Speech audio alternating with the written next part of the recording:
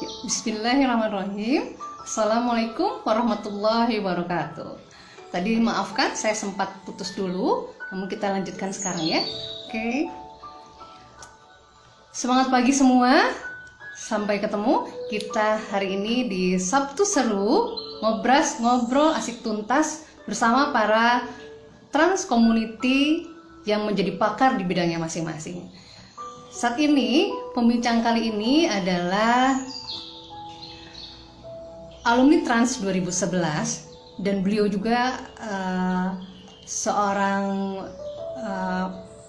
marriage trainer, coach, dan founder dari Romantic Couple Community. Nah, sedikit tentang beliau. Beliau sudah menyelesaikan fakultas kedokterannya, kuliah dan duduk di bangku fakultas kedokterannya. Namun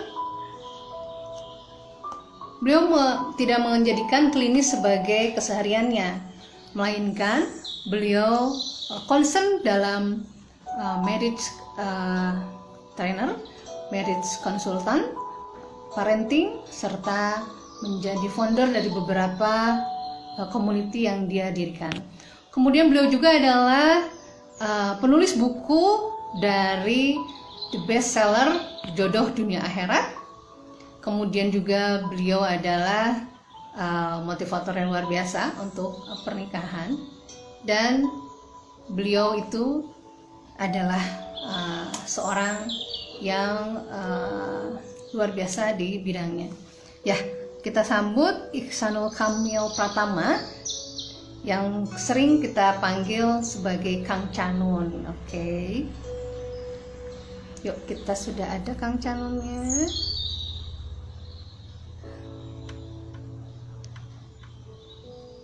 Alhamdulillah Kang Canun sudah bergabung. Tadi kesalahan teknis, maafkan. Masya Allah. Oke, assalamualaikum warahmatullahi wabarakatuh. Waalaikumsalam warahmatullahi wabarakatuh. Alhamdulillah. Kang Canun. Alhamdulillah, Dok. Masya Allah, udah lama ya ya. Iya, betul. Terakhir 2011 itu tadi ya, Dok, ya, kalau nggak salah, Dok.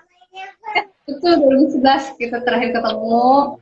Dan Kang Canun ini termasuk yang dapat nilai terbesar ya waktu itu ya. Ingat. Walau lupa. Ya, nilai hasilnya. Ya, Masya Allah Kang Canun, terima kasih sudah menyempatkan waktunya ya saat ini. Dan mudah-mudahan 1 jam kurang ke depan kita sampai azan mungkin ya, Kang Canun ya. Ya, siap insya Allah. Sebenarnya tema kali ini lucu sekali, ada suara. Salam buat pupunya ya. Iya, baik, Dami. Ada salam, Dami. Waalaikumsalam. Sesuai dengan tema kali ini nih Kang Canun, kan cleansing netting atau netting menuju rumah tangga surga ya. Ya. Pada saat ini kan memang kita lagi era pandemik ya Kang Canun ya. Nah, banyak kepala rumah tangga yang dirumahkan, banyak rumah tangga yang akhirnya di rumah saja, segala sesuatu di rumah, bahkan menjadi momok atau rumah tangga ya. Nah, dengan seperti itu melihat kehidupannya sekarang sudah hampir 9 bulan selalu bersama, mungkin banyak rasa pasangannya, banyak rasa kurang nyaman dari pasangannya, akhirnya muncul emosi-emosi negatif terhadap pasangannya. Oh, selama ini aja, kemudian yang pasangannya hilang pekerjaan, ya semua intinya kan kita tahu Kang Canun, otomatis kita ada wadah emosi ya. Betul. Dan terus terang emosi itu setiap hari yang diisi kita, bisa emosi positif maupun negatif. Nah, kira-kira menurut Kang Canun itu apa sih yang dimaksud netting dalam rumah tangga ini? Oke, baik. Bismillah. Semoga hari ini perjumpaan kita sebelumnya mendapatkan berkah ya buat kita semua. Dan sebetulnya gini juga sih, sebetulnya kalau misalkan kita berbicara ranah emosi dalam rumah tangga, emosi itu adalah satu bagian dari diri kita, dari diri manusia yang mana itu semuanya normal. Maksudnya orang kalau misalkan lagi kondisi kecapean, gampang marah, ada yang salah nggak sama emosi itu? Ada.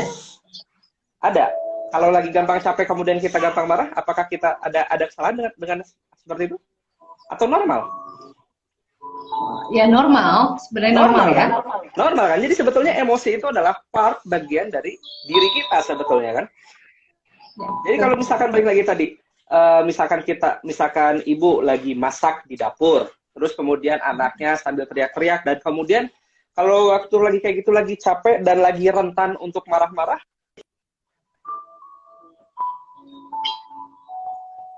normal kan? Jadi sebetulnya sesuatu yang kadang-kadang disebut negative thinking itu adalah bagian dari diri kita yang sebetulnya normal, dan tidak perlu kita takut sama hal itu. Kadang-kadang dari versi saya, dari yang saya lihat gitu, kadang-kadang kebanyakan kita itu kebanyakan terlalu marah sama rasa marah kita. Kebanyakan kita itu sedih sama rasa sedih kita. Kebanyakan kita itu takut sama rasa takut kita. Yang mana which is itu adalah suatu hal yang normal-normal aja tuh. Apalagi kalau misalkan kita bilang bahwa perasaan ini kan, mungkin gini dok, pernah nggak kita ngerasa bahwa kita merasakan sebuah perasaan yang kita sendiri nggak pengen ngerasain hal itu gitu? Pernah nggak kita ngerasain kayak gitu? Gimana? Diulang Kang Shannon. Ini lep-lepan suaranya. Oh gitu, mohon maaf. Ya, jadi maksudnya misalkan gini, pernah nggak kita merasakan sebuah perasaan yang mana sebetulnya kita nggak merasakan hal itu? Nah, keputus lagi tuh. Kita tidak. Ini saya masih lep-lepan. Keputus lagi. Oh iya, oke. Ya.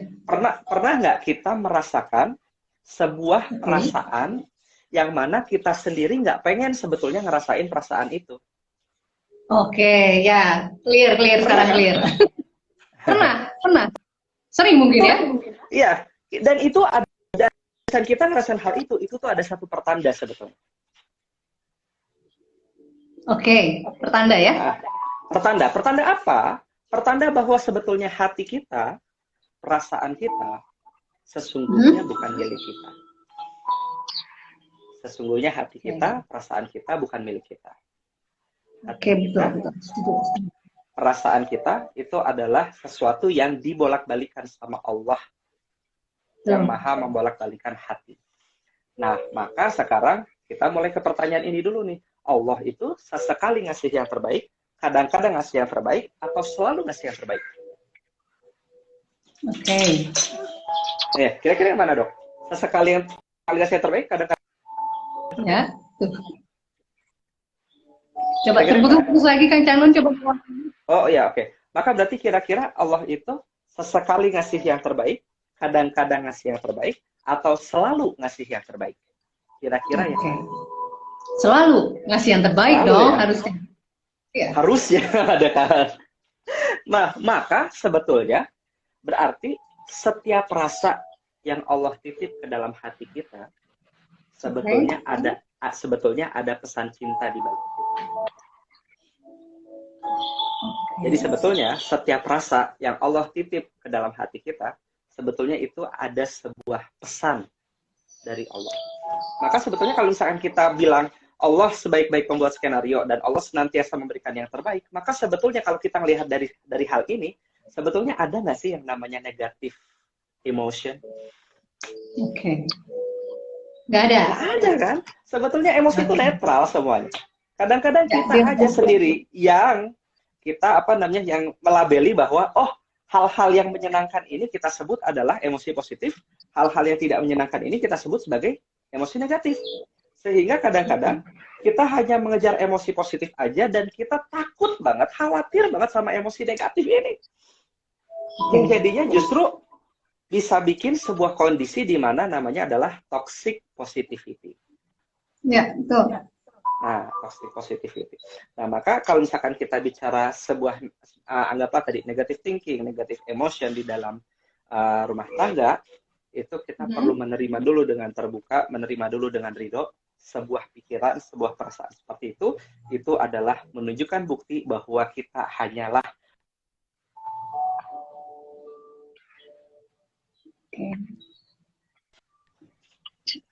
Ya, diulang ya.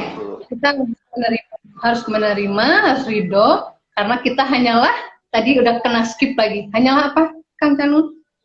Kenapa? Ya, jadi jadi intinya adalah hati kita, perasaan kita kan itu hanya titipan dari Allah ya. Karena hati kita dan perasaan kita semuanya hanya titipan dari Allah, maka kita nikmati aja bahwa setiap rasa yang Allah hadirkan ke dalam hati kita, sebetulnya itu memiliki pesan penting, pesan tertentu dari Allah yang itu sangat-sangat bermanfaat buat kita. Oke, Masya Allah, Masya Allah, Masya Allah. Betul sekali, luar biasa. Jadi sebenarnya negatif thinking itu tidak ada ya. Jadi itu hanya sebenarnya setiap hari, setiap saat label itu pemberian Allah. Dan itu ya, yang terbaik. Kita aja kan? Biasanya itu label kita aja kan? Ya betul, label kita ya. Oke. Nah, jika misalnya seperti tadi memang label kita, tapi ternyata mereka berpikir bahwa, atau siapapun ya, mengatakan bahwa saya nggak bisa menghilangkan rasa itu. Feel-nya tuh beda, walaupun saya merasakan berusaha positif dari negatif thinking yang saya rasakan ini, tapi saya rasanya dada ini penuh, kemudian muka ini memerah. Nah, kira-kira ada dampaknya tidak?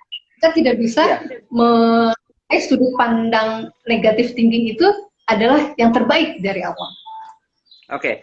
Nah, sekarang gimana ya biar kita bisa menggunakan sudut pandang seperti tadi biar itu jadi produktif dalam rumah tangga kita, begitu kan? Kuncinya sekarang utamanya kan di situ sebetulnya ya. Nah, maka sebetulnya kuncinya di sini bahwa dari awal kenapa banyak orang sekarang ya perceraian naik sekarang. Kalau misalkan lihat ke Soreang itu ngantri untuk cerai itu lebih banyak daripada ngantri untuk bikin SIM. Betul. Iya. Di pengadilan agama ya? Iya, di Kota Bandung, di Soreang kemarin ada 150 per hari rata-rata. Bayangin 150 per hari. Masya Allah, innalillahi ya. Iya. Yang saya lihat dan saya amati kondisi seperti demikian terjadi, bahkan kan gini juga, kok kalau misalnya ngelihat perceraian, oke lah lihat perceraian, tapi sekarang yang tidak cerai, apakah bisa dipastikan harmonis? Oke, apakah yang tidak cerai, apakah yang tidak cerai, yang tidak cerai, yang belum memutuskan untuk bercerai, apakah sudah bisa dipastikan harmonis? Oke. Ya, belum tentu ya. Belum tentu. Berapa banyak yang menikah sekedar bertahan demi anak? Iya, betul. Berapa banyak yang menikah sekedar ya udah malu sama keluarga besar? Oke, ya. Nah, hal ini kenapa sih kondisi-kondisi seperti ini terjadi gitu ya? Saya melihat bahwa dari awal kebanyakan orang-orang di sekitar kita itu memang salah niat ketika mau nikah. Oke, salah niat. Salah niat. Karena gini, bayangin, kebanyakan orang kalau misalkan nikah itu pikirnya gimana sih? Nikah and they live happily ever after. Oh, cenderema dong ya kan Canun ya? Banyak kayak gitu. Banyaknya kan gitu. Banyak yang berpikir menikah itu untuk bahagia. Justru inilah jebakan terbesar dalam pernikahan itu adalah ketika kita menikah untuk mengejar sebuah positive feeling yang rasanya bahagia. Oke. Ya, ini salah niat ini. Ini salah niat. Kenapa kok saya bilang salah niat? Pertama kayak gini. Apakah dalam kehidupan pernikahan hanya ada bahagia aja? Ya, tidak. Enggak kan? Semua rasa campur aduk di dalamnya. Ya kan? Sekali. Ada rasa sedih, ada rasa kesal, ada rasa kagum, ada rasa semuanya campur-campur. Ada semua rasa campur-campur. Tidak mungkin ada pernikahan yang hanya ada bahagia aja. Kebayang nggak apa yang terjadi kepada sepasang suami istri kalau misalkan dia hanya menikah untuk bahagia aja dan merasakan sebuah kondisi-kondisi yang mungkin tidak bahagia di dalam rumah tangganya. Contoh sederhana deh, misalkan masalah handuk. Habis mandi, lempar handuk sembarangan. Iya. Di rumah sebelumnya kebiasa tuh, nggak pernah dimarahin sama orang tuanya. Tapi habis sudah nikah, habis mandi, lempar handuk sembarangan, terus tiba-tiba kayak ada pelanggaran. Oh. Sih? Benar-benar, aduh, ya. Ini saya yang mampet atau dokter ya ini nih? Dok, putar Oke, tadi ya, mampet ya? Ya? jelas? Ya kan? Jelas sekali kok. Oh, jelas kali ya? Tadi ya, jadi tadi contohnya kan seperti itu kan. Itu baru tadi handuk. Ya. Belum lagi odol. Ya. Odol.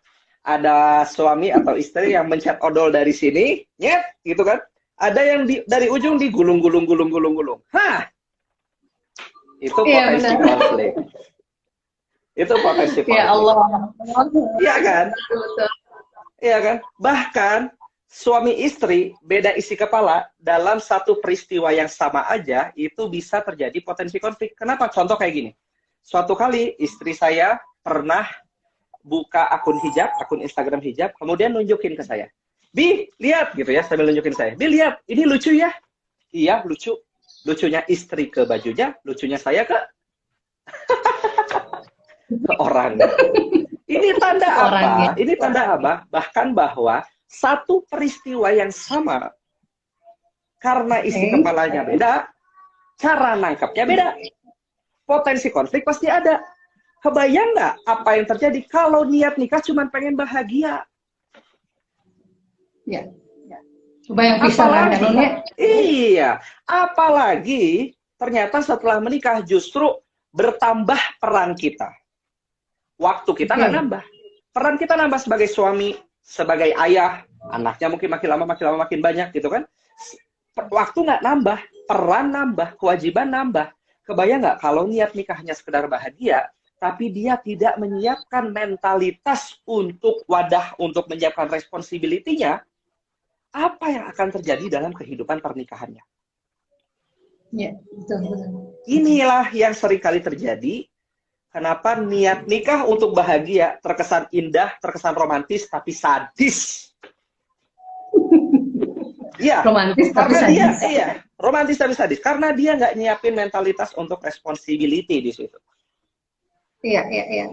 Nah, maka kekecewaan itu numpuk, dan dia nggak tahu bagaimana caranya untuk mengeluarkannya. Dan dia hanya berpikir, loh, kok pasangan aku kayak gini? Oh, berarti jangan aku salah pilih pasangan deh. Dah, langsung ke sana. Jadi seperti itu. Kenapa maksudnya balik lagi ya? Berantem itu terjadinya kenapa ya? Kayak gini. Bahkan kalau misalkan kita mau lihat sekalipun, rumah tangga Rasulullah ada konfliknya nggak? Teladan kita, pasti. Manusia mulia. Ada. Bayangin. Pernah nerima tamu, ya. Terus kemudian misalkan pernah nerima tamu di rumahnya, kemudian istrinya Rasulullah, Bunda Aisyah pada saat itu pernah mecahin dengan sengaja di perang gitu ya. Anggaplah di sini ada piring, ada gelas, perang depan para tamu-tamunya. Apa yang terjadi itu? Rame kan? Oke, luar biasa ya. Betul. Terjadi. Itu di zaman terjadi.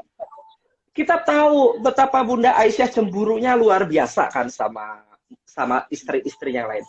Dan ini tandanya apa? Tandanya bahwa emosi negatif itu adalah sesuatu hal yang sangat-sangat normal dirasakan dalam rumah tangga. Karena harusnya yang namanya nikah itu bukan buat bahagia yang dikejar. Oke. Tapi ada sebuah niatan lain yang perlu kita siapin. Kalau kita nyiapin ini nih, kita bakal siap sama kondisi bahagia maupun tidak bahagia. Ya, gitu. Apakah namanya itu? Namanya itu adalah keberkahan. Oh, keberkahan. Ya, keberkahan itu maknanya adalah bertambahnya kebaikan di setiap kondisi. Jadi ketika dalam kondisi bahagia, saya kasih satu contoh ya. Ada emosi positif yang dikejar-kejar, tapi ternyata tidak barokah. Contoh, ketika misalkan ada seseorang yang bilang kayak gini, ternyata aku lebih bahagia sama selingkuhan aku ya. Bismillahirrahmanirrahim. Ini bahagia oke. Barokah nggak? Tidak jelas dong ya? Nggak jelas. Jadi Dengan kekasih harus. iya ada, iya betul, ada bahagia yang tidak barokah ternyata. Ada bahagia yang tidak barokah. Tapi kebalikannya juga, ada nggak sih yang tidak bahagia dan tidak barokah? Ada banyak, misalkan sampai keluarin kata-kata kasar antara suami istri ya, udah mah berantem tidak enak, kata-kata kasar seperti itu tidak berkah lagi, nambah. Udah jatuh, ketimpa tangga. Kalau bisa kita hindari yang hal ini. Ya. Gitu. Kalau bisa kita hindari hal ini. Nah, tapi ada juga nggak yang tidak bahagia tapi ternyata bisa mengundang keberkahan? Ada. Suami istri berantem.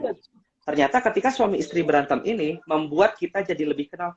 Oh, ternyata pasangan aku tuh nggak suka ya kalau ternyata aku lempar handuk sembarangan habis mandi. Ya. Dan berkah ini, bertambahnya kebaikan ini jauh lebih baik, lebih di atas daripada kebahagiaan. Itu kenapa kalau orang mau nikah, doanya kan barakallahu lak. Keberkahan atas hal-hal yang menyenangkan kamu, barakallahu alaika. Keberkahan atas hal-hal yang tidak kamu suka, negatif emotionnya ada, muncul di situ tuh. Jama'a bainakuma fi khair. Semoga apapun kondisinya, apapun perasaannya, kalian berdua dikumpulkan dalam kebaikan. Maka kalau misalkan kita sudah dalam kondisi sini, mau emosi apapun yang kita rasain, mau positif, mau negatif, kalau yang kita kejar berkah, itu dua-duanya kita siap sama hal itu, dan kita jadinya tidak terlalu menghindari banget-banget yang namanya emosi negatif, dan bahkan kita menerima acceptance, bahwa itu adalah satu part, satu bagian yang itu normal dalam kehidupan kita. Oke, keren, Kencana. Ya. Jadi itu adalah kehidupan yang normal. Pada saat kita bisa menerima, betul, itu menerima semua rasa yang diberikan oleh Allah. Semua betul, rasa. Ya, semua rasa. Ya. Nah, untuk selanjutnya, gimana kira-kira membersihkan rasa itu semua agar kita selalu merasa biar nggak bahagia juga apa-apa, yang penting berkah.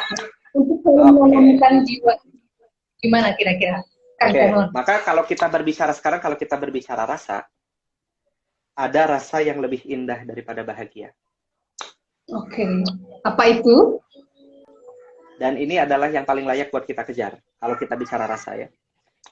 Yang lebih indah daripada bahagia dan yang lebih layak buat kita kejar, itu adalah sebuah rasa yang namanya adalah ridho. Ridho nggak kita sama semua? Ridho. Oh, ridho, oke. Ridho nggak kita sama semua ketetapan-ketetapannya Allah. Sekalipun yang itu, misalkan sekarang kondisi pandemi ini, aduh harus PJJ ini, harus kayak gini. Yang ngirimin ini semua, yang mengizinkan ini semua terjadi siapa? Mau ridho nggak sama itu? Karena mau kamu ngamuk-ngamuk sekalipun, muter-muter keliling-keliling kompleks sampai roll depan mau berapa kali sekalipun, bakal berubah nggak? Ya. Dan Allah, balik lagi tadi, Allah sesekali ngasih yang terbaik, kadang-kadang ngasih yang terbaik, atau selalu ngasih yang terbaik. Selalu. Gimana Kang Canu? Dan balik lagi tadi ke pertanyaan tadi, Allah itu sesekali ngasih yang terbaik, kadang-kadang ngasih yang terbaik, atau selalu ngasih yang terbaik?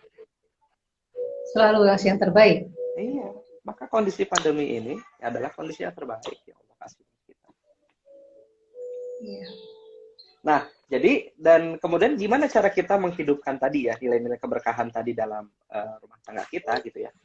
Ada 7 sih sebetulnya ciri-ciri rumah tangga berkah itu sebetulnya. Ada 7 ciri ya. Tapi kayaknya karena terbatas saya cerita sedikit aja ya. Intinya adalah satu yang satu ciri yang sederhananya itu adalah kita bagaimana melatih diri kita untuk mencintai pasangan kita karena Allah. Maksudnya gimana tuh? Kadang-kadang gini. Biasanya ciri-ciri yang tidak berkah itu biasanya gini, Dok. Kita mencintai pasangan kita karena kita pengen dibales lagi sama pasangan kita. Contoh, saya berbuat kebaikan sama pasangan, berharap pasangan melakukan kebaikan lagi sama kita. Ya kan?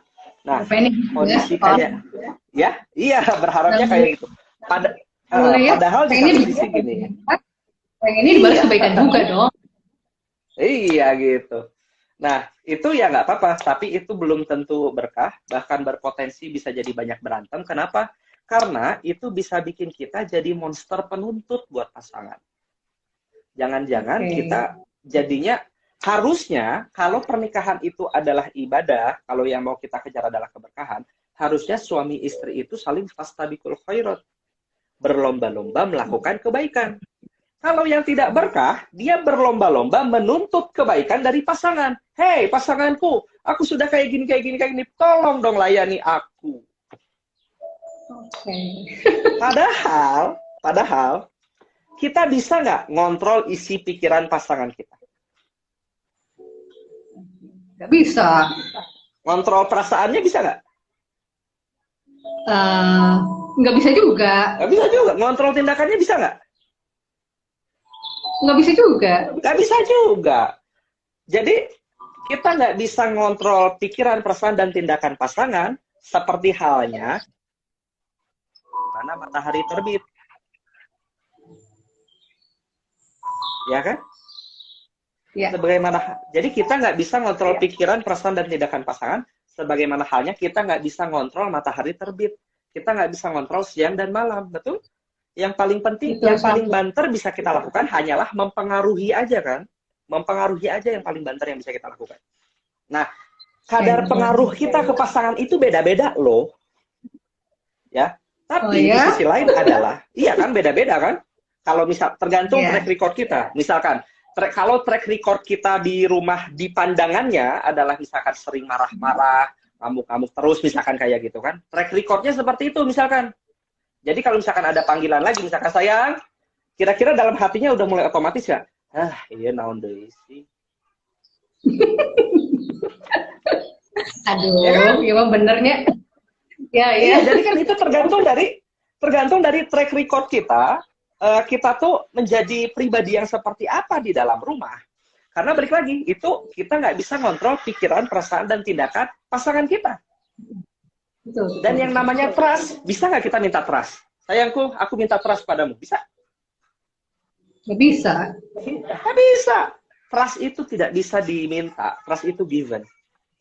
Maka, kalau kita tahu dari sini, sebetulnya adalah berharap kepada pasangan itu adalah patah hati yang disengaja.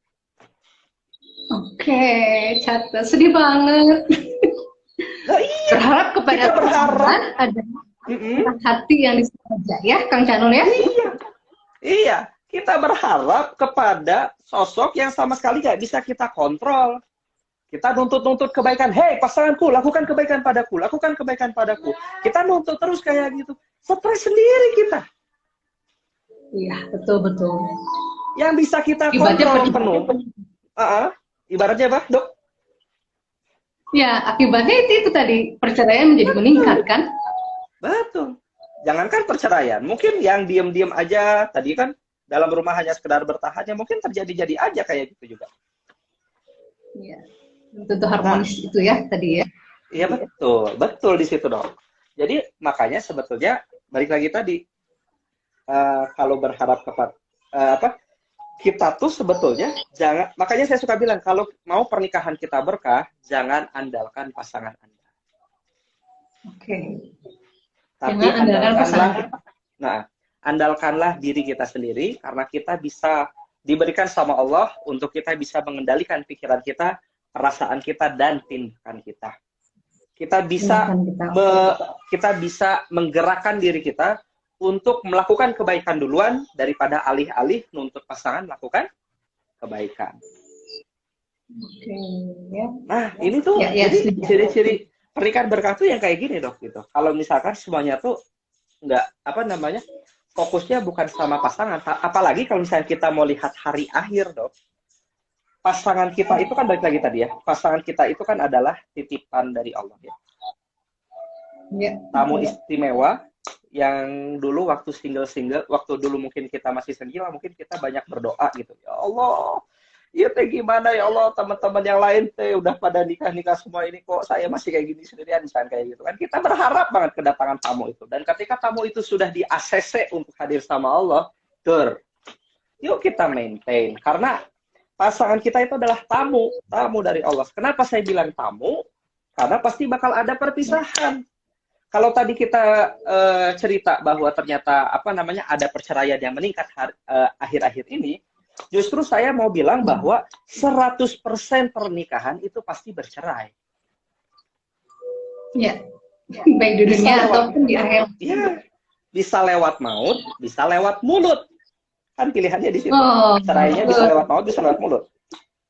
Nah, maka dari sini tuh kita bisa lihat bahwa sebetulnya pasangan kita itu bukan milik kita. Kan suka banyak tuh lagu-lagu sekarang. Lagu-lagu sekarang banyak kan yang apa? Aku milikmu, kau milikku, yang milik-milikan gitulah ya. Ini konsep mindset yang ini, mindset dalam pernikahan yang lumayan sesat yang bisa bikin terus-terusan marah, berantem terus-terusan itu gara-gara kita menganggap pasangan kita itu adalah kepemilikan kita. Tapi pasangan kita itu hanya titipan. Pasangan kita itu hanya titipan dari Allah. Yang mana nanti ya kita itu tidak bakal dihisap tentang bagaimana pasangan memperlakukan kita. Misalkan pasangan marah-marah ke kita, gitu ya, atau mungkin contoh ekstrim deh, pasangan melakukan perselingkuhan misalnya kayak gitu, kita tidak diminta pertanggungjawaban tentang pasangan melakukan selingkuh. Oke. Ya kan? Yang mungkin akan diminta pertanggungjawaban adalah mungkin nanti pertanyaannya adalah apa yang kamu lakukan sehingga pasangan tidak nyaman padamu dan sehingga pasangan memilih untuk selingkuh. Oke. Ya. Iya, jadi yang kita tuh diminta pertanggungjawaban itu kan apa yang kita lakukan, bukan pasangan memperlakukan kita seperti apa. Dan sehingga jadi dengan kata lain sesuatu yang di luar kontrol kita, termasuk pasangan kita, respon pasangan kita itu adalah ujian kehidupan buat kita. Maka ketika ujian kehidupan itu datang, banyak orang yang protes. Kenapa ujiannya susah banget sih, soalnya kayak gini banget. Pantesan nggak lulus-lulus. Ya. Pantesan nggak lulus-lulus gitu. Coba kalau misalkan, oh saya belum bisa jawab karena boleh jadi ternyata cara ngejawab saya yang selama ini salah. Jadi ternyata saya perlu cara ngejawab seperti apa?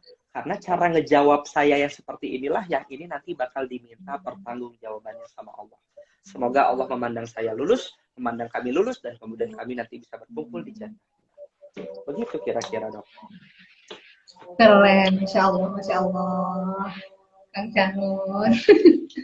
Minta waktu sedikit lagi ya Kang Canun ya, walaupun udah azan ini ya terdengar. Mangga silakan. Ini ada beberapa pertanyaan di Kang Canun ya. Mangga.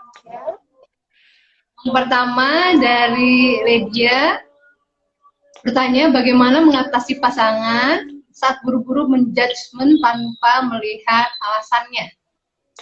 Oke. Ya. Alasan untuk penjelasannya. Bagaimana menjudge ya, mengatasi pasangan saat buru-buru menjudge tanpa mendengarkan penjelasan. Oke. Balik lagi tadi. Kita tidak bakal diminta pertanggungjawaban tentang pasangan cepat-cepat ngejudge saya. Ya. Pasangan ngejudge saya itu adalah soal ujiannya. Betul? Itu ujiannya, soal ujian ya? Iya, soal ujiannya kan itu kan. Nah, berarti gimana cara saya ngejawabnya kalau misalkan pasangan saya tiba-tiba ngejudge saya? Gitu.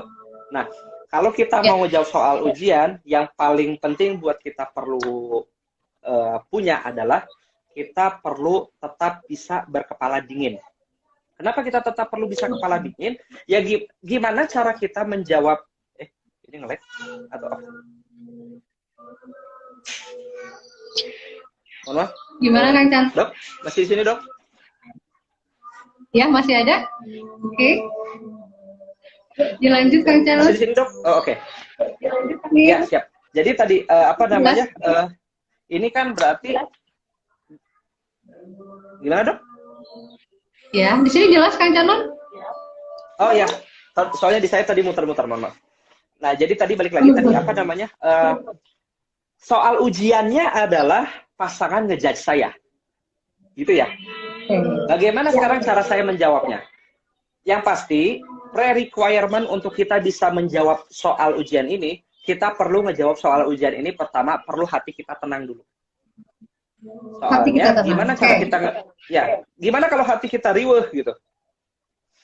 Ya.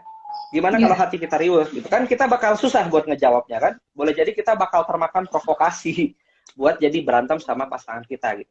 Nah, biasanya salah satu cara saya untuk membuat hati jadi lebih tenang, saya biasanya adalah menggunakan yang namanya pemakluman. Pemakluman. Gitu, Oke. Nah, maksudnya pemakluman itu misalkan kayak gini. Memaklumi itu tidak sama dengan setuju ya. Memaklumi tidak sama dengan setuju. Tidak sama loh, nggak sama loh. Contoh, saya kasih satu contoh yang agak ekstrim aja ya. Satu contoh yang agak ekstrim aja. Misalkan ada orang lagi maling. Ada orang lagi maling uang gitu ya. Ketangkep dia, maling dari rumah, mau ngebobol rumah, dia ketangkep. Nah, dia ketangkep. Kalau kita mau memaklumi itu kita kayak gini. Boleh tahu nggak kenapa sih kamu kok memilih untuk maling ini gitu? Ya, ini udah pandemi, udah hampir 1 tahun, kita udah hampir ulang tahun ini pandemi kita sekarang. Saya udah nggak tahu lagi harus kayak gimana, dan saya hanya kepikiran satu-satu caranya kayak gini, gitu. Nah, dari situ kita bisa memaklumi, oh, orang ini kehabisan cara untuk mencari yang halal-halal, gitu. Maka kita bisa muncul empati kita di situ kan. Tapi kita setuju nggak sama tindakan malingnya? Tetap tidak. Tidak, jelas ya. Iya. Tetap tidak. Jadi gitu sama. Memaklumi itu tidak sama dengan menyetujui. Jadi bahkan biasanya untuk untuk bahan self evaluation gitu ya. Bahkan misalkan kalau bahkan pasangan misalkan melakukan tindakan selingkuh gitu ya, kita tidak membenarkan tindakan selingkuhnya. Tindakan selingkuh itu tindakan mendekati zina. Dan itu adalah satu dari 10 dosa besar. Bukan mangga aja, maksudnya ya itu berarti dia bakal diminta tanggung jawab sama Allah tentang hal itu gitu.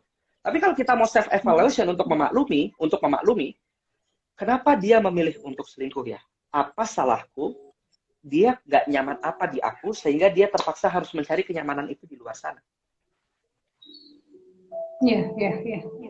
Ya, kebayang ya. Jadi memaklumi sekali lagi tidak sama dan menyetujui. Nah, jadi maksudnya sama nih. Ini ada apa nih? Kok pasangan misalkan ngejudge saya gitu? Misalkan, pasangan lagi capek nggak ya? Apakah komunikasi bonding kami, hubungan kami selama ini, ikatannya banyak, ikatan persahabatannya terbangun dengan baik atau tidak ya?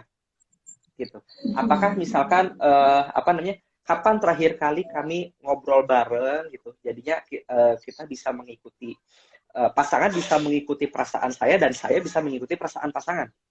Oh, ternyata jarang-jarang hal seperti ini sehingga terjadilah pemakluman, sehingga terjadilah tadi judge yang sedemikian cepat. Aduh sakit, iya sakitnya betul, nggak apa-apa. Sakit itu adalah bagian dari manusiawi yang kita rasakan, ya. Dijudge kayak gitu, itu sakit, nggak apa-apa. Aduh sakit, maklumin dulu, dan kemudian ketika misalnya kita sudah memaklumi, kita bisa ngerespon dengan lebih tenang. Kayaknya papa kita ada salah paham deh di situ. Boleh nggak ini kita luruskan bersama? Gitu. Boleh nggak ini kita luruskan? Takutnya ada yang miss nih pak. Takutnya ada yang miss pak. Kan gitu. Beda kan kalau misalkan kita nggak stop dulu, kita misalkan langsung dijudge, kamu dia kayak gini, misalnya kita balas lagi balik. Sumbu pendek dibalas sama sumbu pendek, meledak. Dur. Ya. Ketika pasangan lagi sumbu pendek, maka itu sebetulnya Allah lagi ngasih ladang pahala buat kita. Nih ladang pahala. Siapa yang mau bersabar duluan? Siapa yang mau melakukan tindakan yang lebih mulia untuk lebih dekat kepadaku? Silahkan. Gitu. Masya Allah. Ya, Kang Chanul, betul sekali. Ya, mudah-mudahan terjawab. Insya Allah ya, jadi tetap tenang, hatinya tetap tenang. Sakitnya nggak apa-apa, manusiawi. Jangan terlalu aduh ini perasaan gini banget, nggak apa-apa, nikmatin aja, let it flow. Emosi itu kan kayak sungai ya. Jangan dihalangin, biarkan mengalir dengan cara yang baik.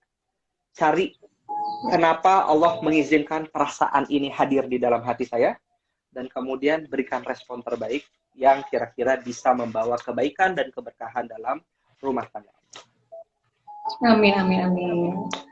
Lagi Kang Chanul boleh? Ada pertanyaan? Kita hanya 3 pertanyaan. Kita sapa pertanyaan yang kedua.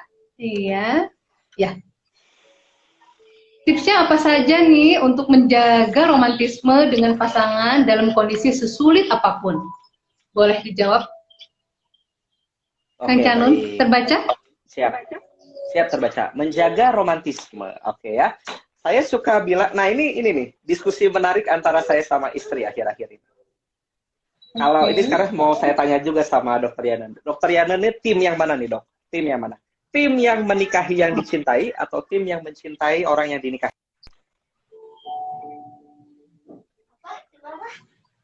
Oke. Pertanyaan diulang. Nah, Tim? Oke.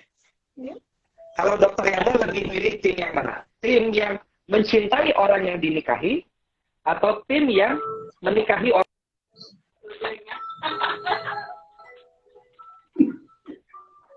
Aduh, terputus-putus Kang Canun. Oh, Saya ya, ulang. putus-putus ya. Saya ulang sekali lagi ya. Kalau perlu milih salah satu, dokter lebih milih tim yang mana? Memilih orang apa? Mencintai orang yang dinikahi atau menikahi orang yang dicintai? Oke, wah harus dipikirkan nih. Yang mana? Saya ulang ya. Menikahi orang yang boleh. Teman-teman yang lain boleh. Yang suaranya boleh juga di komen ya. Menikahi orang yang dicintai atau menikahi orang yang dicintai atau mencintai orang yang dinikahi? Oke. Diulang ya. Mencintai orang yang dinikahi atau menikahi orang yang dicintai? Atau menikahi orang yang dicintai. Ya, saya memilih mencintai orang yang dinikahi. Kalau saya, atau teman-teman nih, sahabat-sahabat. Kenapa, Dok? Saya memilih menikahi orang yang mencintai orang yang dinikahi. Oh gitu. Kenapa, Dok?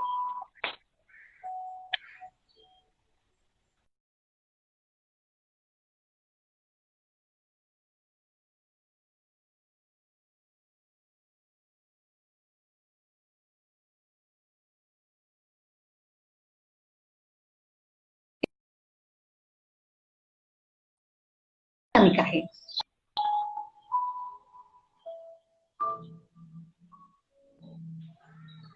Mencintai orang yang dinikahi itu jawabannya banyak ya. Oh, iya. Mencintai orang. Cintai Itu, orang yang terdengar, dinikahi. Chan? Ya, oke. Ya, Dok. Ini baru kedengaran lagi. Dari tadi muter-muter nggak jelas. Ini baru ini lagi. Baru muter lagi. Iya. Kenapa Jadi tadi, Dok? Boleh saya tahu? memilih mencintai orang yang dinikahi. Karena Alasannya ya karena pasangan kita adalah tamu, pasangan kita adalah titipan Allah. Maka mencintai orang yang kita nikahi itulah jawabannya. Jadi selalu berusaha mencintai. Ya, sama nggak sama ini kalau saya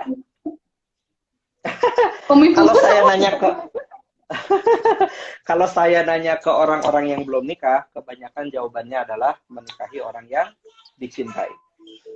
Termasuk saya dulu. Saya juga termasuk yang tim mencintai orang yang dinikahi. Menikahi orang yang dicintai. Nah, menariknya adalah si cinta ini, gitu ya. Cinta ini nih, api asmara ini nih kayak api unggun dalam pernikahan, kayak dalam perkemahan. Api unggun. Okay. Api unggun ini dinyalain pertama-tama gede kan, bos gitu kan. Tapi kalau misalkan didiamin, ketiup angin, termakan waktu, apa yang terjadi setelah itu? Lama-lama. Apa yang terjadi? Gimana? Waktu dinyalakan besar, makin lama makin mengecil. Makin padam kan? Ya, oke. Ya. Jadi bagaimana agar bisa makin padam? Nah, ini dia. Makin padamnya gimana? Normal. Karena bayangin aja, misalkan dalam sehari-hari ada yang namanya ada yang namanya rutinitas kan? Rumah, mobil, kantor, mobil, rumah. Mungkin dulu ini sebelum pandemi. Mungkin ini kalau misalkan sekarang rumah, laptop, makan, laptop, rumah gitu aja terus-terusan. Misalkan sekarang di pandemi. Kalau rutinitas ini terjadi terus-menerus, lama-lama bisa kering. Suami ketemu istri udah capek duluan. Dan ini normal, ini normal, ini normal. Sebagaimana normalnya api unggun, kalau didiemin, gak diapa-apain, lama-lama bisa padam. Mati, betul. Iya, senormal itu ya, senormal. Jadi kalau misalkan dirasakan tidak ada cinta dalam rumah tangga, itu normal. Oh, normal ya? Normal. Dan itu adalah satu sisi normal, satu sisi lain adalah itu adalah pertanda jangan-jangan saya selama ini menikah tidak menggunakan ilmu. Saya tidak tahu ternyata ilmu bagaimana cara merawat pernikahan ini. Saya tidak tahu tentang bagaimana cara merawat api asmara ini. Karena kan nikah sebetulnya perlu ilmu. Ya kan? Sayang aja. Kita nggak pernah dapat dari TK, SD, SMP, SMA, kuliah. Nggak ada, Dok, ya di jurusan kita dulu, Dok. Ilmu tentang menjadi suami, istri, ayah, atau ibu, Dok. Kita nggak pernah ya, kita nggak belajar. Ya, betul. Aduh, iya betul. Padahal ini luar biasa kan? Luar biasa. Kegentingannya ini luar biasa banget gitu. Nah, tapi balik lagi tadi. Jadi, maka kalau misalkan pernikahan dirasakan hambar, sebetulnya itu adalah alarm yang sedemikian kencang buat kita sambut. Oh, ternyata saya belum belum banyak ilmunya gitu. Saya perlu menyambut alarm ini dengan banyak-banyak belajar. Nah, secara sederhananya yang bisa saya bagikan di waktu yang terbatas ini, ada 3 komponen. Ada 3 komponen dalam memunculkan romantisme dalam kondisi sesulit apapun, termasuk kondisi pandemi sekarang. Gitu. Dan ini sudah saya lakukan langsung karena kami juga pernah dalam kondisi sulit. Meskipun tidak dalam kondisi hutang ya, tapi kami pernah rumah kebobolan maling ketika istriku 8 bulan kehamilan. 8 bulan kehamilan, rumah kebobolan maling, uang nggak ada sama sekali, laptop dibobol. Wah, itu uang di ATM itu saya ingat banget 147.000 dan saya nyimpan banknya itu adalah bank yang minimalnya itu harus ada 100.000 gitu. Saldo ngendapnya harus ada 100.000. Jadi kan nggak bisa saya ambil itu 147.000 kan? Iya betul. Wah, dan itu rame banget. Jadi tapi kebayang nggak kalau lagi dalam kondisi krisis, suami istri malah saling menyalahkan satu sama lain. Papa nih gimana sih lagi kondisi krisis kayak gini, kerja malah makin nggak benar. Iya kan? Betul. Apalagi sebetulnya kan nikah itu bukan buat ini. Menikah itu bukan aktivitas untuk meningkatkan status ekonomi kita kan. Ya kan? Betul. Jadi sebetulnya harusnya kalau banyak orang sadar sama hal ini, nikah itu bukan aktivitas untuk meningkatkan status ekonomi. Harusnya pernikahan gara-gara faktor ekonomi itu tidak akan terjadi kalau dia paham sama hal ini. Karena faktor ekonomi. Emang sejak kapan menikah adalah aktivitas meningkatkan status ekonomi? Kalau meningkatkan status ekonomi ya jualan. Iya. Iya tuh. Ini nggak ada lagi di PHK nggak ada uang terus malah jadi berantem. Loh. Saya malah curiganya itu kebanyakan misalkan kondisi pandemi sekarang ya. Jadi jadi saya sering nemuin bahwa banyak suami istri, banyak pernikahan yang ternyata kondisinya itu tertutupi sama kenyamanan finansial. Jadi suami istri tertutupi sama kenyamanan finansial. Maka kondisi pandemi sekarang sebetulnya hanya membuka bagaimana kondisi pernikahan suami dan istri sebetulnya. Jadi sebetulnya sebelum-sebelumnya banyak nih yang rumah tangganya sebetulnya udah jarang saling sapa antara suami dan istri gitu. Tapi fine-fine aja karena tertutup sama kenyamanan finansial. Ketika pandemi terjadi, bukan menyebabkan kehancuran rumah tangga, tapi hanya membuka kondisi sesungguhnya dalam rumah tangga. Dan balik lagi, jadi perlu ada 3 komponen yang perlu dinyalakan terus-terusan untuk menjalankan romantisme, meskipun dalam krisis sesulit apapun itu. Ini teorinya dari Robert Sternberg, namanya Triangle of Love. Jadi komponen yang pertama yang perlu dibangun itu adalah komponen komitmen. Komponen apa? Komitmen. Komitmen itu adalah masalah perjanjian, masalah why. Why? Strong why. Why? Strong why. Why aku menikah denganmu? Oke. Why aku menikah denganmu? Ini perlu didalamin terus-terusan. Ya kan? Banyak orang yang bilang nikah itu aku tidak bisa hidup tanpamu. Oh, ternyata pret juga ternyata itu ya. Itu komitmen yang lemah ternyata itu ya. Ternyata ketika saya pahami, komitmen yang baik itu adalah ketika menikah itu kita jadikan sebagai ladang untuk ibadah. Ladang untuk ibadah. Ya, nah, tapi masing-masing orang beda-beda dulu nih.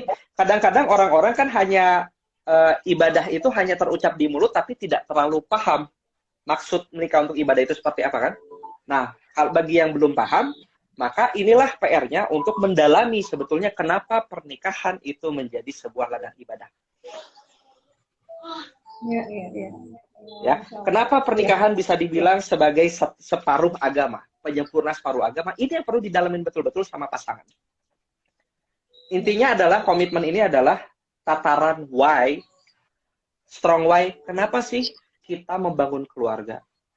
Kenapa sih kita menikah? Nah, ini komitmen. Kalau kehidupan pernikahan yang hambar tapi bertahan, ini adalah kehidupan pernikahan yang hanya ada komitmen. Makanya kondisi ini adalah kondisi namanya empty love. Empty love. Gitu. Habis ya? Ini ada sisi kosong. Ini ada sisi baik, ada sisi buruknya. Sisi buruknya adalah, misalkan yang kayak gini nih, nikah sekedar bertahan demi anak. Nah, ini empty love. Hanya ada komitmen. Muter-muter lagi. Komitmen. Ya. Udah. Ada. Jelas? Bisa jelas? Oke. Ya, itu hanya ada komitmen doang. Hanya empty love. Ya, hanya empty love, hanya ada komitmen doang.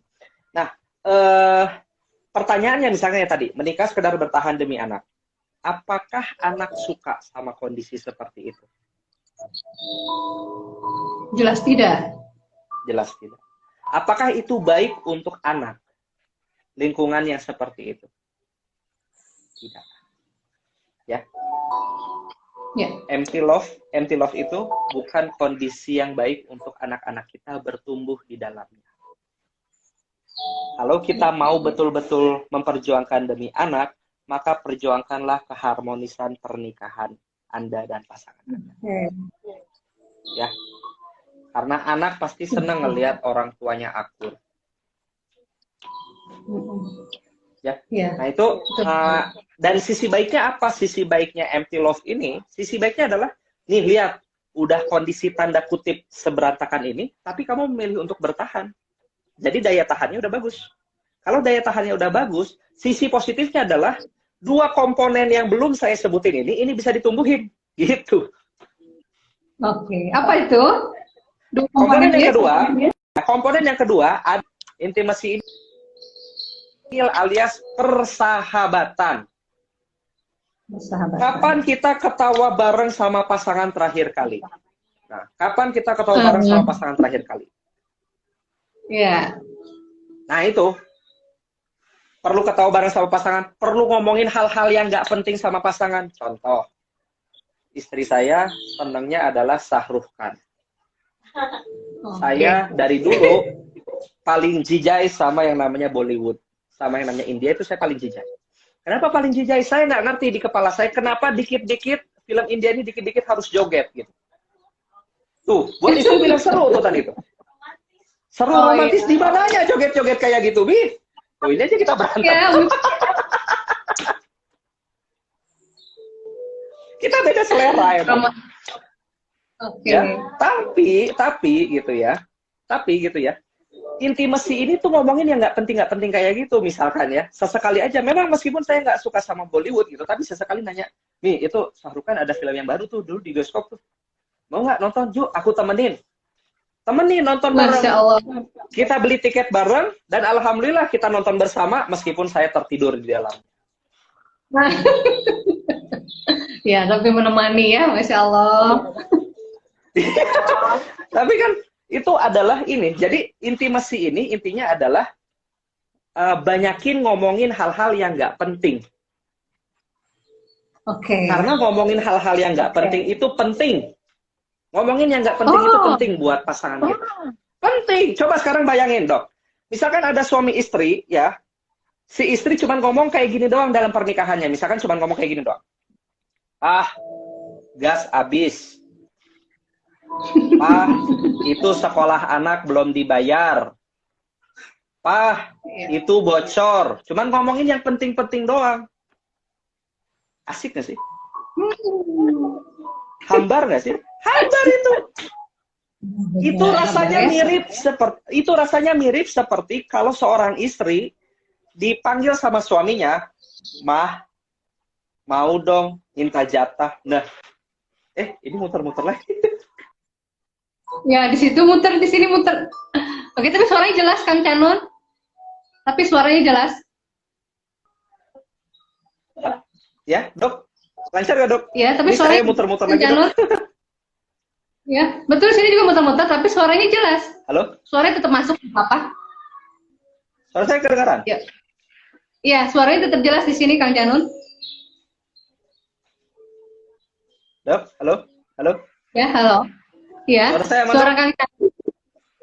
suara Kang Canun di sini tetap ada. Cuma gambar aja.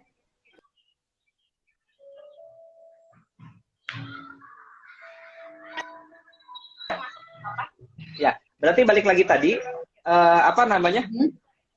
Siap. Ini berarti kan mirip seperti, apa tadi tuh namanya tuh? Mirip seperti suami, cuman ngedatengin istri kalau misalkan cuma minta jatah doang. Rasanya gimana sih tuh buat istri kalau misalkan suami datang minta jatah doang gitu? Sih? Iya, betul. Hambar banget ya, Kang Canun ya.